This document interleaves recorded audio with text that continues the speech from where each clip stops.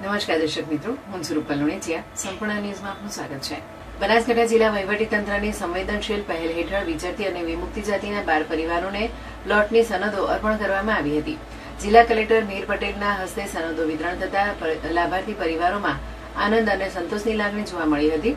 વર્ષોથી કાયમી રહેઠાણ, સરનામું અને ઓળખના અભાવે અનેક સરકારી યોજનાઓના લાભથી વંચિત રહેલા નટ અને મદારી સમાજના પરિવારોને આ પહેલથી પોતાના ઘરનું સ્વપ્ન સાકાર થવાની આશા જાગી છે. પ્લોટની સનદ પ્રાપ્ત કરનાર લાભાર્થીઓએ જિલ્લા વહીવટીતંત્રનો આભાર વ્યક્ત કર્યો હતો. સુરેશભાઈ રાઠોડ, જનકલ્યાણ પ્રમુખ, NTDNT.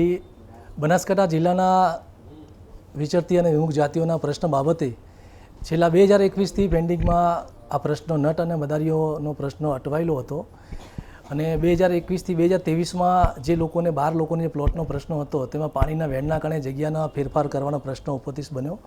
એમાં જિલ્લા કલેક્ટર સાહેબ પણ હકારાત્મક પોઝિટિવ અભિગમ ભગવી અને SDM સાહેબ, મામલતદાર સાહેબ, સર્કલ સાહેબ, દરેક સાહેબ વહીવટતંત્રનો અમે ખૂબ આભાર માનીએ છીએ કે આ બાબત અમને સાથ અને સહકાર આપ્યો છે અને જટિલ પ્રશ્નનો ઉકેલ લાવે છે. તે બાબત સમગ્ર બનાસકાંઠા ટીમ અને કલેક્ટર સાહેબનો પણ ખૂબ આભાર માનીએ છીએ.